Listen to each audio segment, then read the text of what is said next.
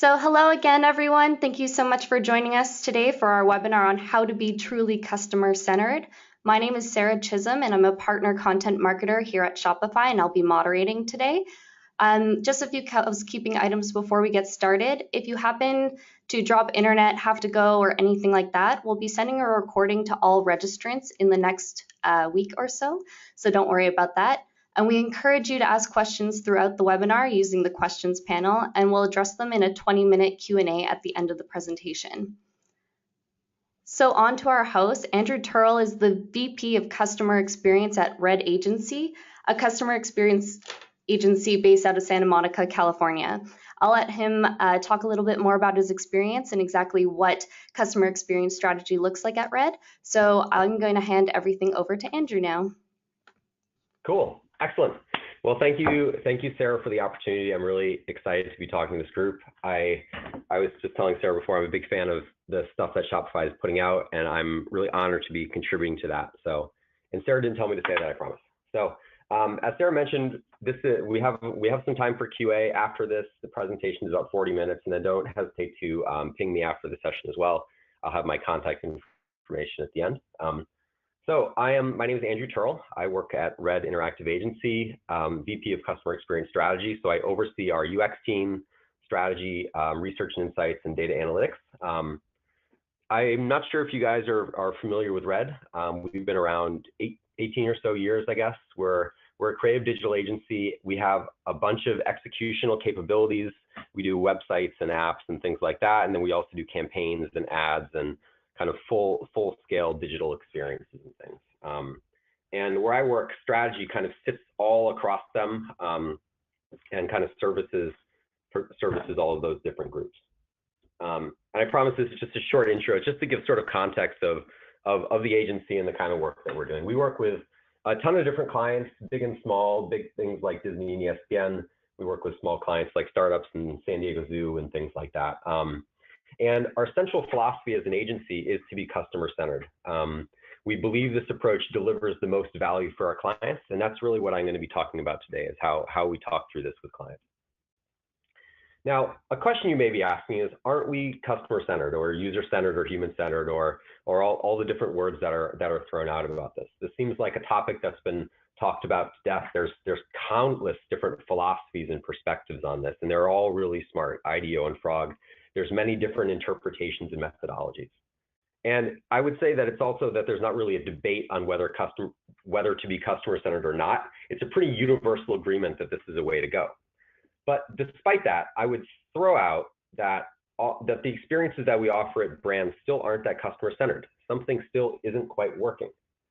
And research has shown that this is the case. That 80% of customers boast that they provide superior customer service. Only 8% of customers actually agree with them. So there's this disconnect between what companies are doing and think they're doing and what customers see as well. And there are certainly great examples of experiences that are very customer-centered. But I think for the most part, we can agree that overall there's a lot of poor examples all over the place. Think about the United Airlines example, air travel overall, DMV. There's so many classic examples of poor customer experiences. And of course, this is relative to customer expectations, which continue to rise, but the fact remains. And we see this as consumers of this stuff, but in working with many brands and many different people that are in these roles, the UX role and research role and things like that, many of them tell us that they really struggle to find time to do research and have that research translate into work, and they feel like the output suffers as a result. And what we've realized is that while everyone's talking so much about being customer-centered, the dirty secret of it is that being customer-centered is really hard. And kudos if you're doing this well at your company, and I think we're doing it well at where I work at Red. But there are many cases of this not really happening. So that's what this presentation is how to be truly customer-centered, not to just say that you're customer-centered and go through those motions, but to really actually deliver upon it. So the way this is structured is I'm going to first talk about some of the main kind of core obstacles to being customer-centered. Then to do why being customer-centered is important, why it's worthwhile to overcome these obstacles, and then the last part is how to actually do this. And I'll talk about several projects that we've done to kind of illustrate that point. So first, let's get into what are these obstacles. And I want to start by telling you about a research study that was done in 1990 by a woman named Elizabeth Newton at Stanford. And in this study, she had a group of people and she assigned people to one of two roles, tappers and listeners. The tappers were given a list of well-known songs, think Happy Birthday Song and that sort of thing. And their role was to tap out that rhythm on a table. The other group, the listener's job, was to guess what that song was. They hadn't seen the list of songs. They just need to guess what it is just based on the taps. There were a total of 120 songs. And the tappers, before the study started, the tappers predicted that the listeners would guess about 50% of them, that they would guess about 60 out of 120. When they actually did the test, the listeners only guessed 3 songs, 3 out of 120, 2.5%. And the takeaway from this is that what you say isn't always what customers hear. There's a term called the curse of knowledge. This is a phrase that was coined back in the 70s by a couple economists. And the idea is that knowing more about something can actually serve as an impediment to communicating it well. We kind of assume that the more knowledge we collect, the more we know, the better we'll be able to communicate, but the opposite is actually the case. And we always talk to brands about putting themselves in the place of the customer, but it's actually really hard to do this. And from the designer perspective as well, think of you're a designer, a new project starts, you're thinking about your past experiences, all that knowledge that you've accumulated. Suddenly you get this feedback from customers that may contradict that, and it's very hard to do a 180, to be open-minded, to leave those instincts and that knowledge behind and design in a new way. So the first obstacle, I think, and this is a really core one, is that it's just hard to put yourself in the customer's place. It's just human nature. That's the first one. The second obstacle, so if you think of a non-customer centered process, it's pretty simple. You design something and then you build it and then you launch it and there you go, it's out in the world. If you think of a customer centered design process, it's a lot more complicated. You need to talk to customers first to understand their needs. You need to vet high level ideas past the audience. You're building a testable prototype. You actually test it, iterate, build, test again, iterate. It's complicated, it adds steps, and all of these steps take away from the designing and the building part that most clients really get excited about. In addition, if you think of this from a designer's perspective or any sort of participant on a project, there are 1,000 things swirling through your head, internal and external, personal matters weighing on this. The client is asking for this. I don't want to work this weekend again. I just want to get it done. I need something for my portfolio. There's, the idea of having it also work for the customer is just one of 1,000 things that are on designers' minds and on any stakeholders' minds as they're going through the project. And now with reducing load times, responsive considerations, there's a lot there. So I think another obstacle is that it just being customer-centered just makes for a much more complicated process. It's not the path of least resistance. And when you get into the throes of an aggressive design process, it's easy for that to get lost in the shuffle.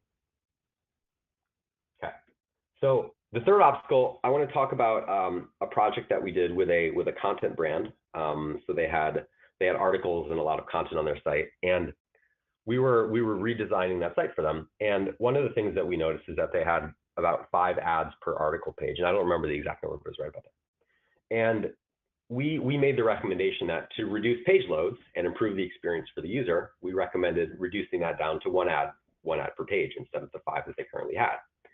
And we make our case, and we feel like it was pretty strong. And the client responds that that's a good point, but they have revenue numbers to hit.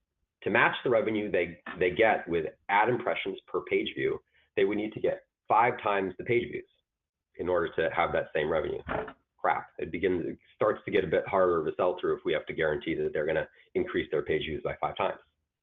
Now, we would make the argument that, you would lose the short-term revenue gain, but gain that back in spades with long-term gain, return usage, more loyalty. You'd be able to earn advocates by offering a better experience. But in the end, many clients, many stakeholders are incentivized by hitting those short-term numbers, not building that long-term brand relationship.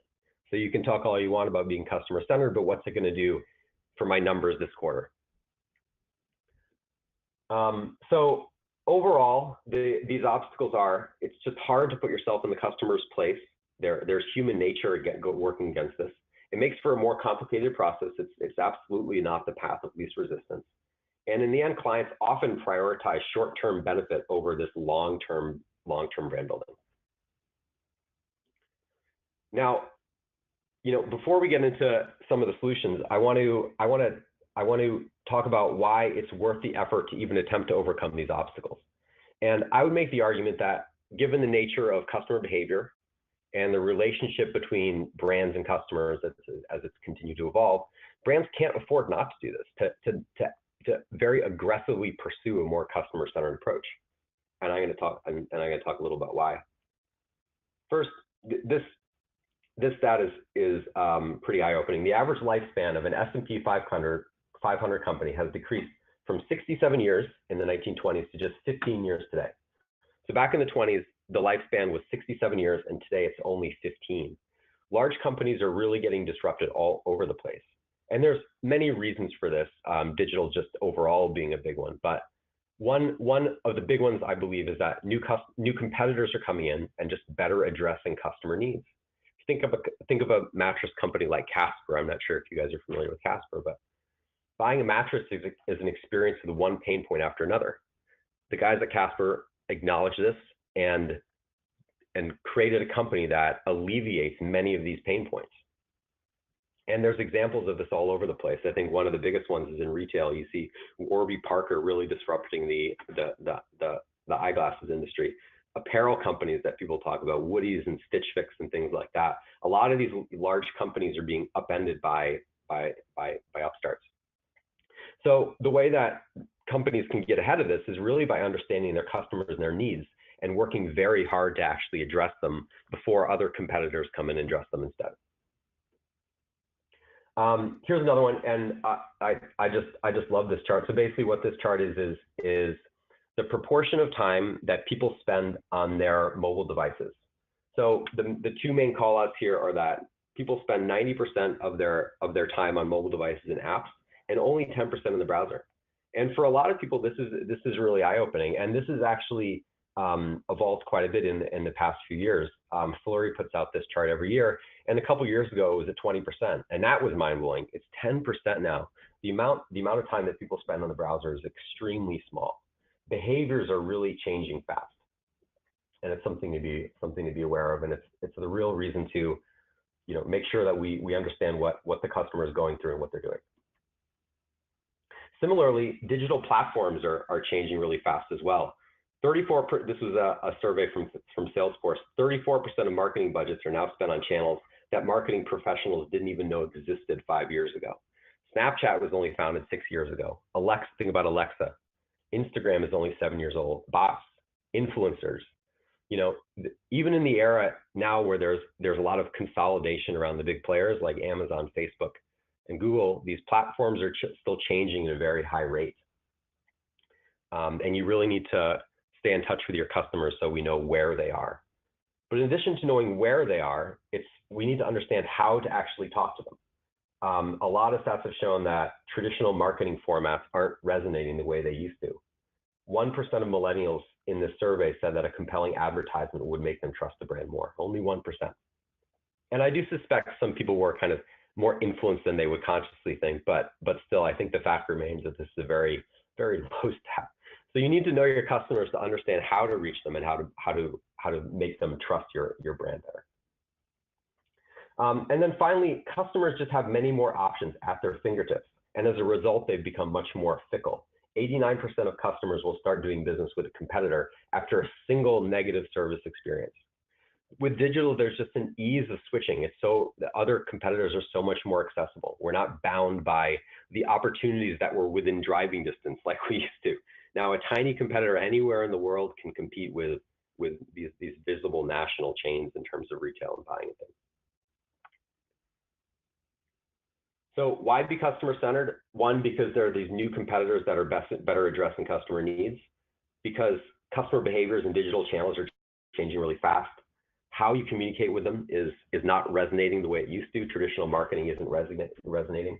and then customers have become more fickle.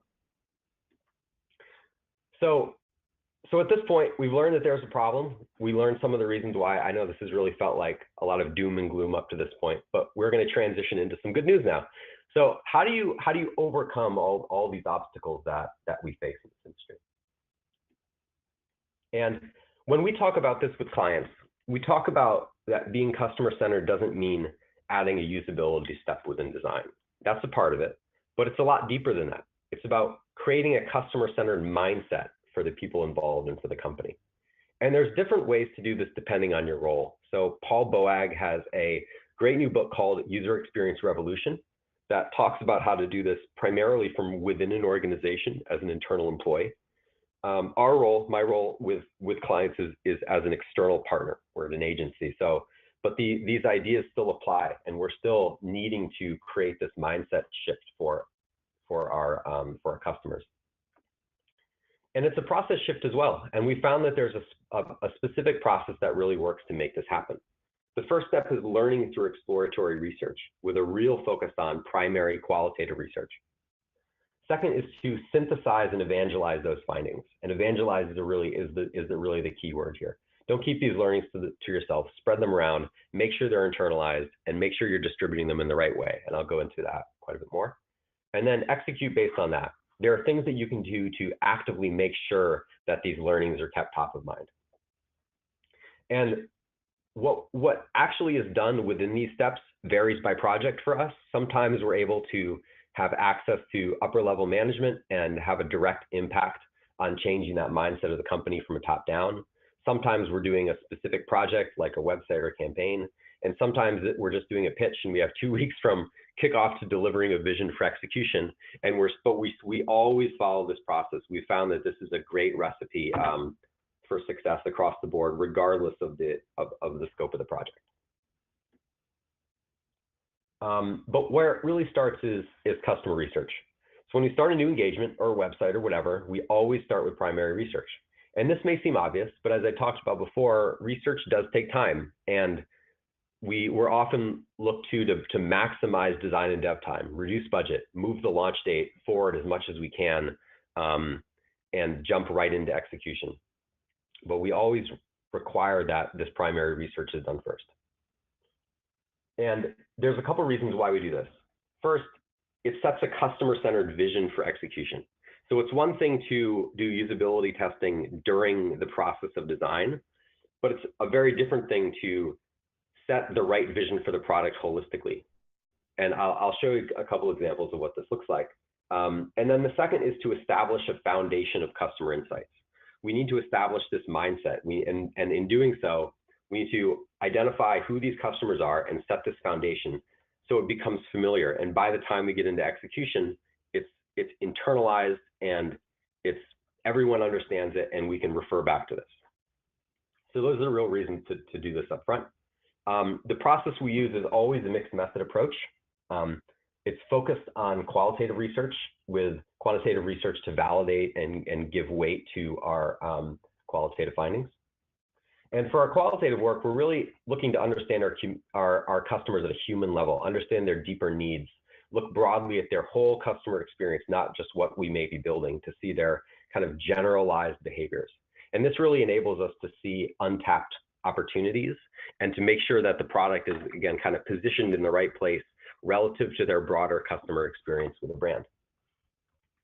And then in terms of specific methods, again, the scope is, this depends a lot on the scope. We do things like focus groups, but increasingly we've been using digital ethnography tools like DScout, which is a great one. Another small company is called Indemo, which also has digital ethnography tools that are fantastic. And what these tools allow you to do is basically to field participants remotely and have them do tasks and post videos and photos and comments into a digital interface. And we found that particularly with younger participants, this is a much more natural way to give feedback as opposed to more kind of formal, kind of unnatural focus group settings where you're kind of sitting in a room amongst people. We found that having them deliver feedback in a way that's, similar to how they just engage with digital overall leads to much more authentic and interesting feedback. And again, how does this work for a small project or a pitch where we may even have just a day or two for this step? In that case, it really just means finding family and friends that fit within the target audience.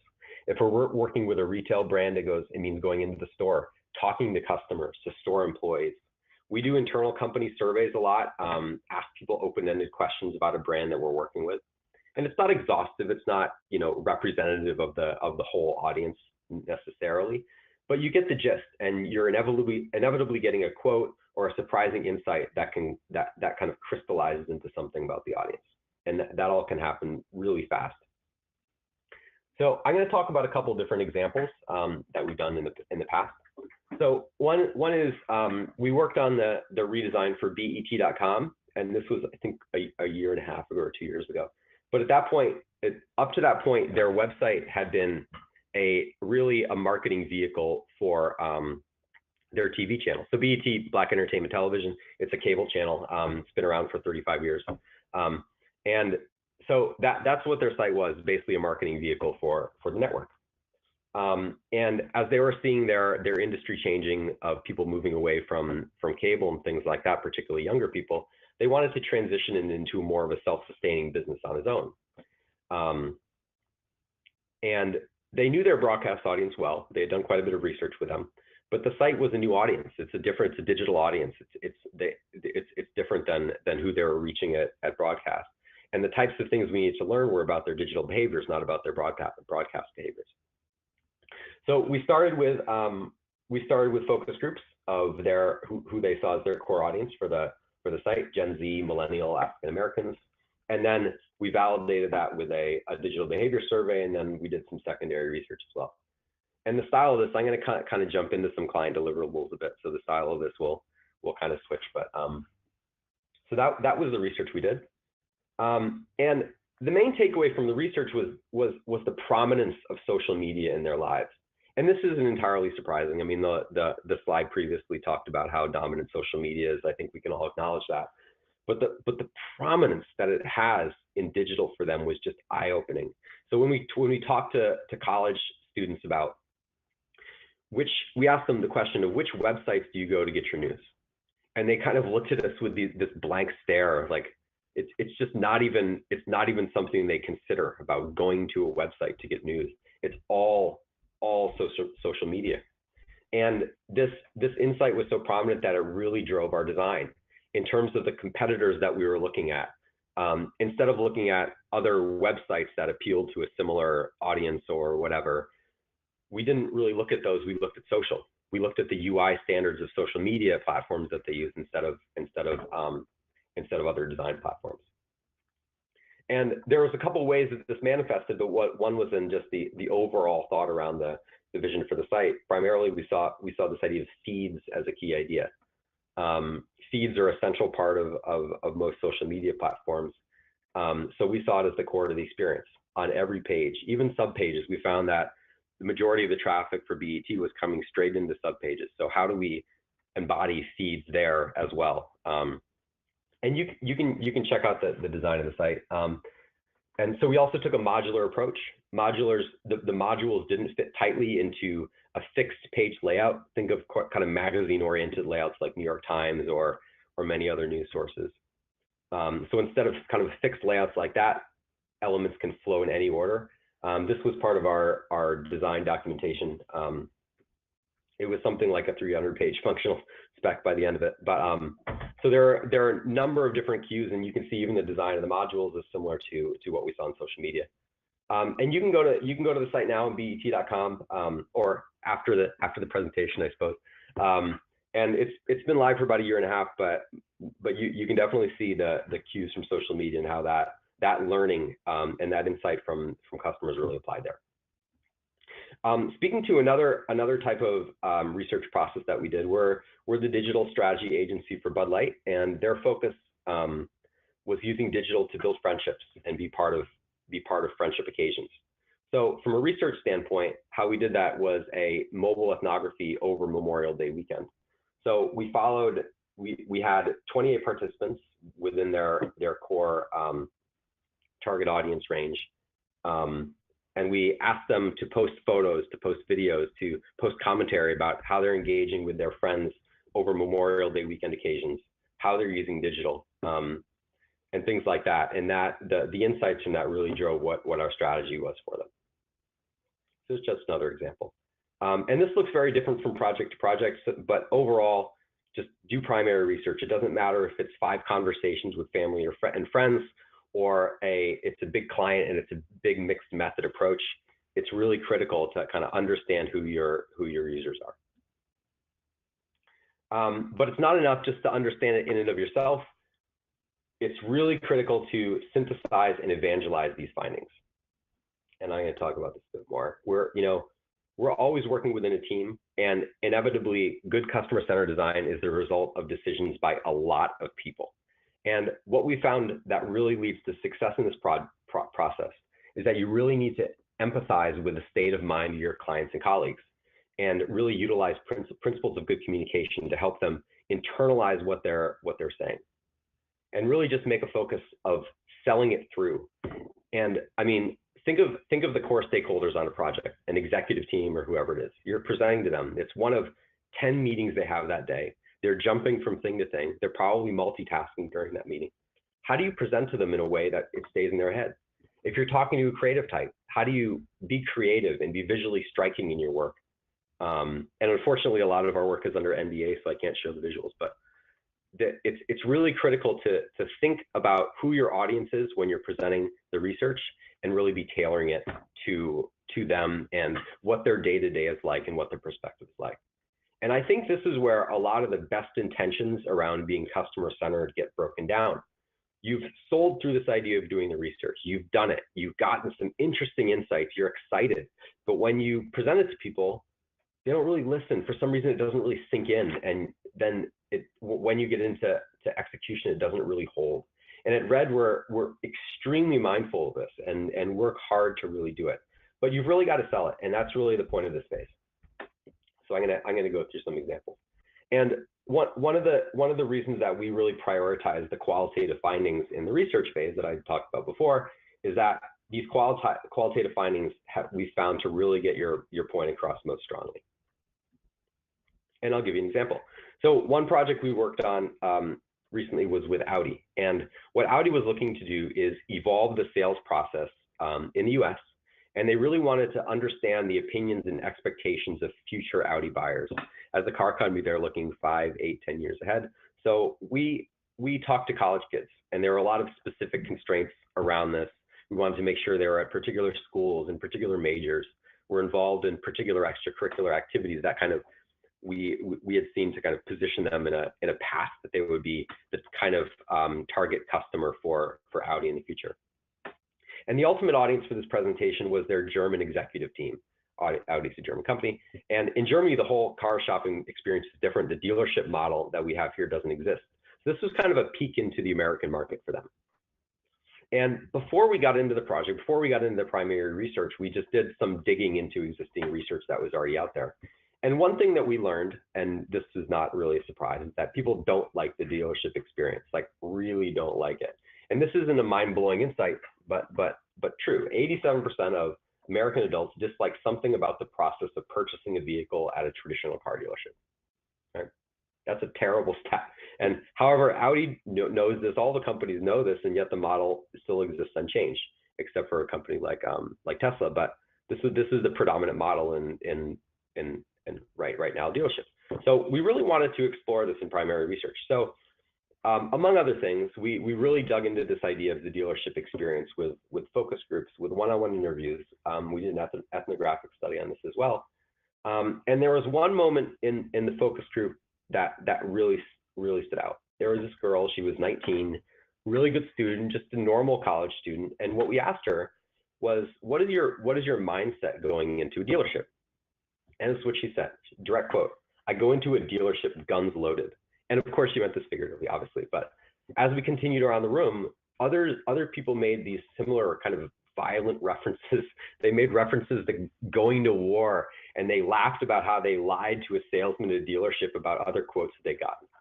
Not only do they dislike dealerships, as the previous stat shows, when they talk about dealerships, their whole personality, their whole sense of morality seems to shift. And it was honestly a bit chilling to watch how quickly people kind of flip that switch.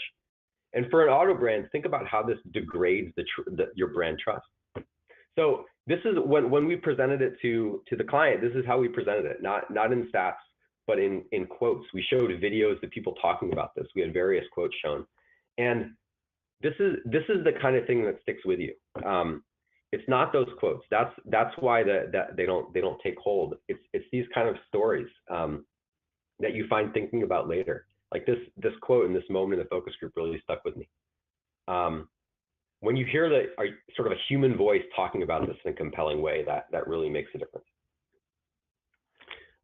So another example that I wanted to talk about was we work with San Diego Zoo on various projects, and we were working with the San Diego Zoo Kids team.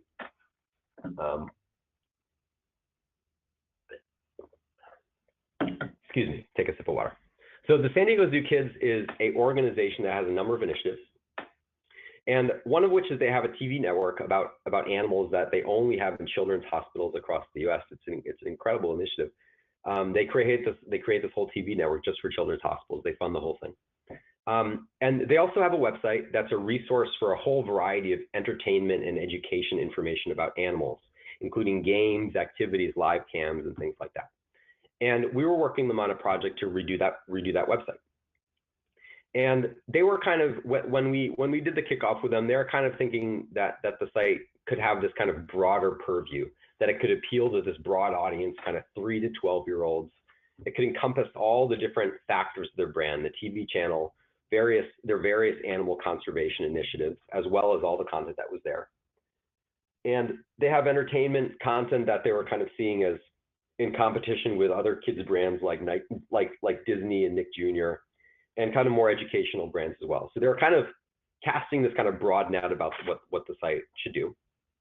And as is our first step, we really wanted to explore this from the customer perspective. And because it was a website, our first look was at their analytics. We wanted to explore that a bit. And what we found was very interesting. And this is a slide from their deck, and you can see kind of the sessions, average sessions over by month, by time of day, and then by day of the week. And what we found was that even though they were saying that the site was kind of used for entertainment and education, it was interesting that the pattern is very clearly that this is used during school hours. So you can see the months, it plummets in sort of late December and January, plummets during the summer. If you look at it by hour, the middle chart, you see that it plummets at night and is very high during the day. And in terms of day of the week, on Monday through Friday, it's high, Saturday and Sunday, it's low. So this was obviously a great data point, but it didn't tell us why this was the case. Is there an opportunity that we're missing from non-school hours, or is this, or should we go all in on this educational thing? The data doesn't really tell us that. So what we did was we spoke to teachers, parents, and kids, and they really answered this question for us. So for teachers, what we learned is that there's a wealth of animal resources out there, but few that they actually really trusted. You know, Wikipedia, they don't really want their kids going to Wikipedia and other sites like that. And San Diego Zoo, the biggest zoo in the world, is one of these brands that they just really trust. And so these teachers were really encouraging the visitation. And that's why we saw these patterns happening. And then we talked to parents and kids, and what we learned from them is that, you know, when we think about screen time, when these kids would be using, you know, the web, it's evenings and weekends, and the screen time that they allow their kids to have are dedicated mostly to entertainment. And there's just a massive amount of competition in entertainment. You have Netflix, you have Disney, it's endless. And San Diego Zoo isn't really on the radar for that. There's so much other competition. So our conclusion is that whereas they came to us with this very vague idea about what the site should be, what audience it should cater to, what types of things it should do, we looked at the data and we did research. We talked to the potential audience, and we arrived at this customer-centered vision for the site that was rooted directly in the customer insights that we found. The site should focus on educational content for 7 to 10-year-olds. And we found that any earlier than that, you know, one, they're not as comfortable with the web, and their screen time is focused on entertainment. Any older than that, they're using more kind of sophisticated research and educational tools. That the 7 to 10 was really a sweet spot for the type of content that San Diego Zoo had. And this was the vision for the site. And you can go to this sandiegozookids.org and see how this manifested. But the idea was that we really pushed a lot more of the entertainment things to the side. They have a lot of live cams from the zoo. They have games. A lot of this was pushed really secondary in favor of the animal information and really focusing on that educational use case and offering that as really the primary value proposition for the site. So how to evangelize these findings? To kind of sum this up, the ways to do this that we found to be most impactful are to really build your case with human quotes and videos. Synthesize and be concise. We see a lot of research decks and things of other brands that we work with, and there's a lot of different points that are being made. It's really critical to synthesize and be concise. Again, if you're thinking about that executive that's in 10 meetings a day, how do you focus on one simple vision, one thing that they can really stick in their head and remember? And finally, be surprising and memorable. Tell a story. You know, I think that Audi example is one that for me has really stood out. Stats don't do it, but when you tell a story about who the person was in the room and that context, it really stands out. All right, so the final step is to execute with the customer top of mind. And there's been a ton written about the design process and how to do this right, how to involve customers in the design process of things. There's plenty of smart work there. I'm not really going to get into that.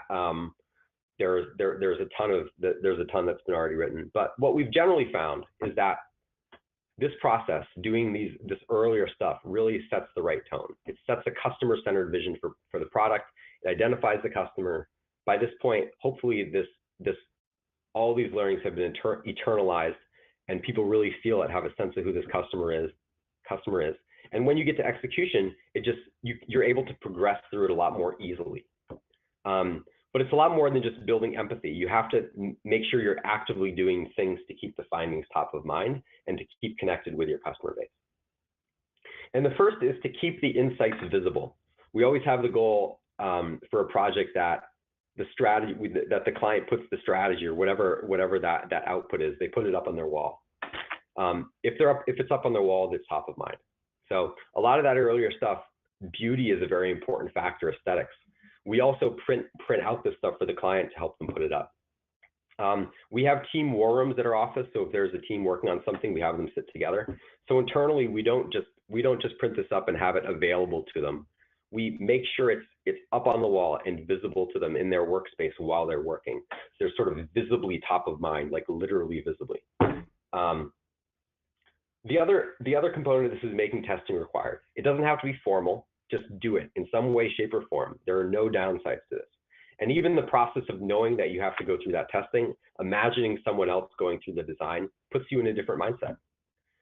One important part of this that we found is that it's important when the whole team participates, not just the UX person, the creative, the producers, ideally the clients, your account people, whoever the stakeholders are on this project, they should be there as well, watching. And when we talk about making this required, this takes different forms. The UK Government Digital Service, which is an organization within the UK government, has a policy that you can't be a stakeholder on a digital project unless you have been in a user research session within the last 6 weeks. So they require this to be a stakeholder on projects.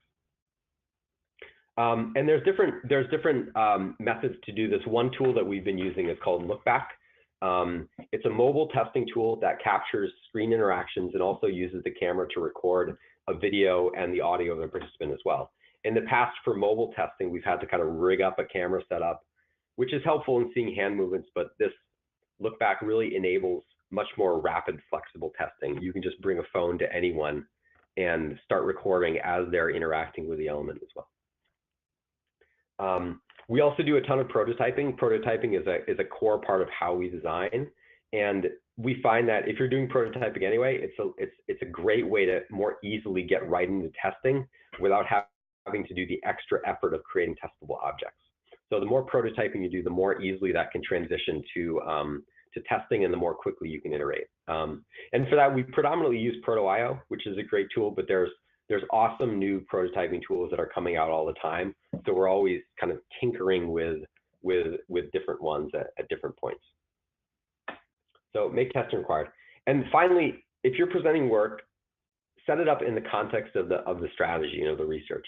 Don't just show the UX work or the creative work in a vacuum, because we found that it kind of becomes subjective. You open yourself up to clients throwing out new features and ideas.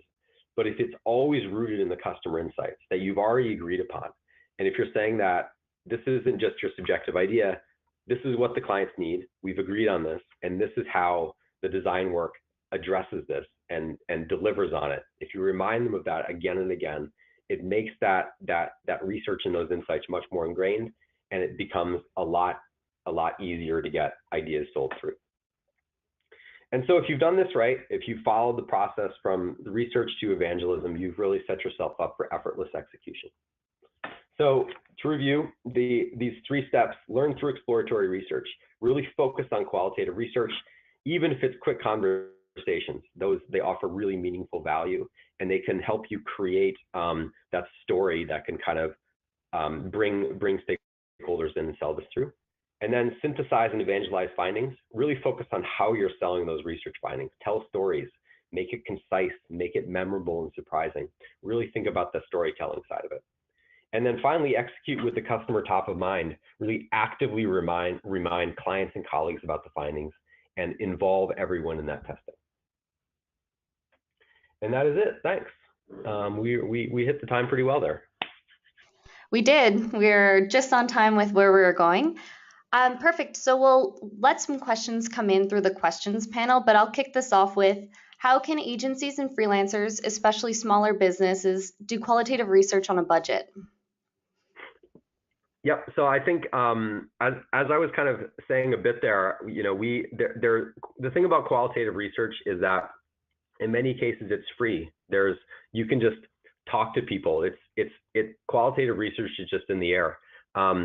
So there's any number of ways of doing this on a very small time frame. It takes a couple hours. If you're working with a retail brand, run to the mall and talk to customers, talk to store employees. We work with a lot of brands that have more generalized audiences, but even things like San Diego Zoo Kids, we saw that teachers were a real potential audience there. How do you find teachers? Well, a lot of you ask your friends and family, do you know teachers of this particular age range? So you really can utilize your communities of family and friends to get insights that way. And you'd be surprised at how open and excited people are to answer questions and tell you how they feel about things. Great. We have a question from Allison, and she asks, which team members do you suggest attend primary research sessions? Mm-hmm. So I touched on this a bit, but we found that the more people attend them, the better, honestly. Particularly clients. I think we found that we've seen big shifts in mindset with clients after they attend research sessions. Nothing is better than doing a focus group with the client there, observing it, and then doing a follow-up conversation with them. So many projects that we've been on have that has really been the turning point, and you really see clients' eyes open, and you see after they've actually talked to the customers, their kind of whole position changes, and they get really excited about getting more information and things. So clients particularly. We've also seen that particularly the creative director on the project is very beneficial. If you're thinking about making the research findings applicable to the execution, often they kind of sit on both sides, more on the execution side than the research side. So they're often able to look at the research from more of an executional standpoint and pick out things that they've seen could potentially really translate well into design. The other benefit of getting the creative team and other executional people involved early is that they're already starting to think about this. What we found is that if you kind of do the research just in a vacuum early on, and then just present it to an executional team in sort of a handoff, it doesn't so it kind of get internalized as well if they're as well as if they're involved with you, if they're observing the research as it happens, helping you identify what the real core insights are that then translate into the design. Amazing. Yeah, that definitely makes sense. And I totally agree that you should probably have as many people as possible. I really like your suggestion of having the client in there as well. It really helps sell the process the whole way through. So they're Yeah. convinced that data will result in an amazing end product. Yeah, So and then just one more note on that. We always record the research sessions, but it's just very hard to make sure that people watch. And we found that the real time watching it all together and then discussing it afterward makes all the difference in the world. Even if they do watch the recording a day or two later, it's just not the same as all kind of doing it together and having a debrief. totally. We have another question here from Paul. So Paul says that he wants to try and get better at being truly customer centered, but he has a hard time incorporating the value into his pitches to clients. How do you go about convincing clients to do primary research and qualitative research, and how do you incorporate it into a pitch? Cool. Yeah, that's a great question. I think there's a couple sides to this. One is that as an agency, everyone here talks about customer-centered design. So from the very initial conversations with the client, our biz dev team and our account team, when they have the initial, here's who Red is, here's what we do, they're already bringing up this idea of research and customer-centered design. So there's a lot of alignment there. So when we do bring it up in pitches, it's not a surprise. It's not the first that the client has heard of it. They've already started thinking about it in their heads. And then the other part of it is that we just start to do research.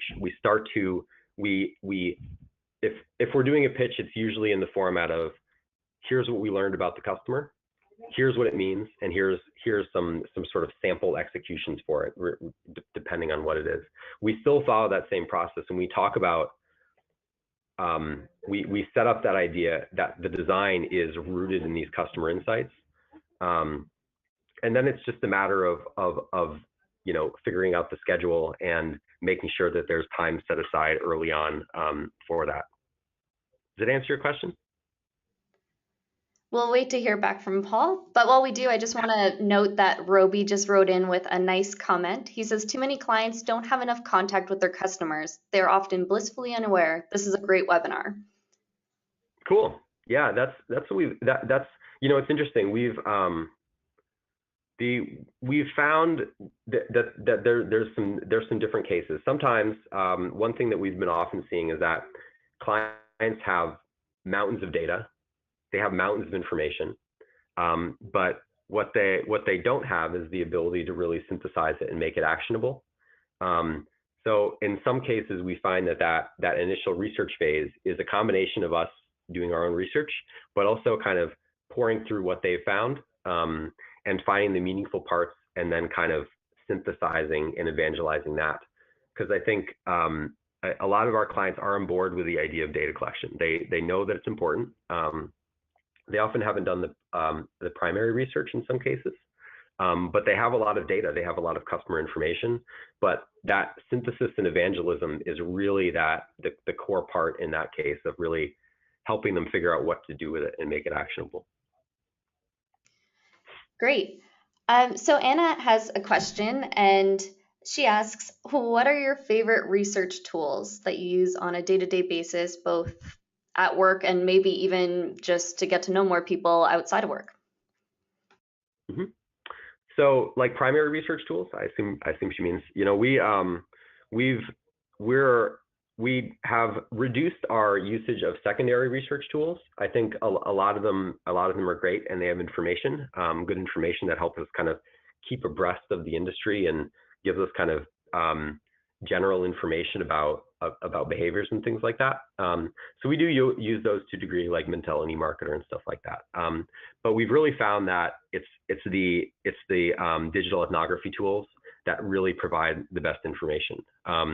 And I would really look up DScout. DScout is a tool that we've been using quite a bit. They have a set of about 120,000 participants, and you can just create a group of people from across the country and from wherever, and and ask them questions, and they'll just respond. And we found that, I just absolutely love that tool. It feels so empowering in comparison to like focus groups where you have to be tied to a physical location, and you're very limited in that way. And often we're faced with pretty tight timelines and tight budgets. And the idea of traveling across the country to talk to people across the country and get a representative grouping that's nationwide is not feasible for us. And what DScout allows you to do is really get that feedback from a very wide range of people, and being able to synthesize it really easily and group quotes together by theme and all sorts of things. So I would definitely look at DScout as a tool. I've actually in terms never of that heard kind of of, yeah. DScout before, but I'm definitely going to look it up because that sounds like a really, really, really great way to do primary research and qualitative research for anyone, really, especially being able to do it nationwide. I think that's a huge benefit for brands and agencies alike. Yep. So we have another question here from Simon. He says, going back to internal surveys, so the surveys that you typically ask employees when you're working on a brand, what type of questions do you typically use on those, and how do they differ from questions that you would typically ask customers? That's a really good question. So I think what the goal. So if we do a customer survey, we're usually looking for quantitative findings. We're looking for numerical things that will validate some of the qualitative research that we've done. So we found that in general, surveys aren't a great tool for really getting participants to really think deeply. They're more of a kind of categorization tool, and kind of, so the way that we approach those is more about like Likert scales and giving people options and helping us kind of categorize and see patterns in that way. If we do an internal survey, it's usually for qualitative purposes. What we're looking for there is, it's just a very efficient way to gather sound bites and quotes and a high level kind of understanding of different perspectives. It's never going to be quantitative. I mean, our company is about 140, 150 people. It's never going to be a quantitative result, but all we're looking for there is kind of an angle, an insight, a way that a perspective is communicated that really feels like it captures the gist of what we're looking for. Great. I think that answers, yeah, that definitely makes sense. So we had a couple people who missed the beginning of the webinar, and they were wondering if we can tell us a little bit more about Red Agency and how you have positioned your agency as a customer experience agency over just a digital agency. Yeah, so the customer experience. So Red is a we have our Red has been around for 18 or so years. We did a lot of flash kind of experiential kind of websites, and kind of transitioned as the field has evolved into a more customer experience agency. And the way that that's positioned is that customer experience is kind of our philosophy. It's how we look at the world, and it's how we think that we can best solve our clients' problems, not by looking at a specific execution and just thinking about a website and just designing and building that, but by thinking more big picture about who the people are that are using it, and how does the website fit within their context of their bigger picture engagement with the brand. And we found that kind of approach and that philosophy leads to a lot better results and a lot more meaningful results for our clients. That's a really great description of it, and I definitely love the positioning of Red. It really helps to sell the whole customer-centered approach from start to finish. Cool. Since we're coming up on 5 minutes until the webinar ends, we'll let a few more questions come in. But while we do, what would be your main piece of advice for maybe an individual or a much smaller agency to get started with being customer-centered? Where would step one be for someone who hasn't even considered this? I think a great way to get started is to just start doing the research.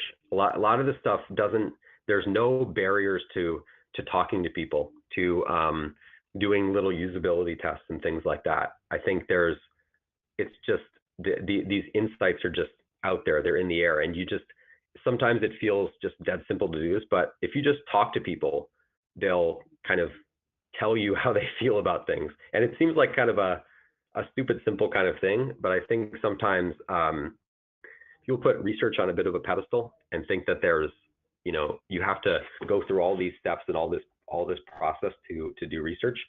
But we found that if you just talk to people, it's very interesting. And we have, it's at our company, it's not just the UX people and the people that are involved in research that talk to people. It's everybody. We are our creative directors. Anytime they're on a pitch, they're out talking to their friends. They're trying to kind of get in their heads. So, excuse me. I would say that's the first step, is just do it. Just make the decision to do it and just do it. That's great first advice. So maybe we'll have one more question so we can kind of wrap up after this. But Courtney asks, when you're doing quantitative research, there's typically a number that you're looking for that says whether the research is good, bad, viable, not viable. When it comes to qualitative research, is there a minimum amount of people that you should be speaking to, or is it just all about the insights that you manage to pull from them?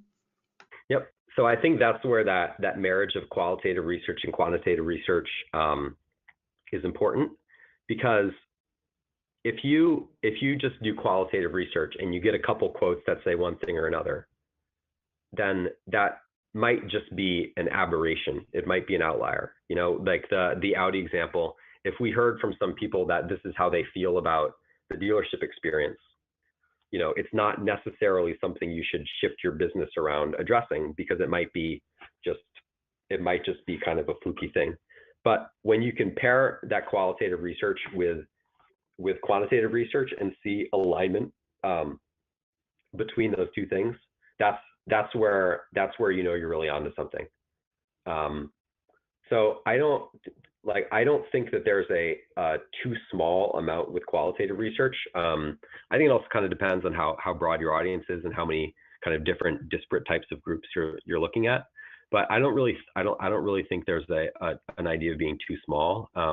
We never really take a qualitative insight, something that one person says, and really hinge the whole strategy upon it. It's always a kind of that combination of somebody said something, it seems interesting, and we see that it's validated to a degree with quantitative research.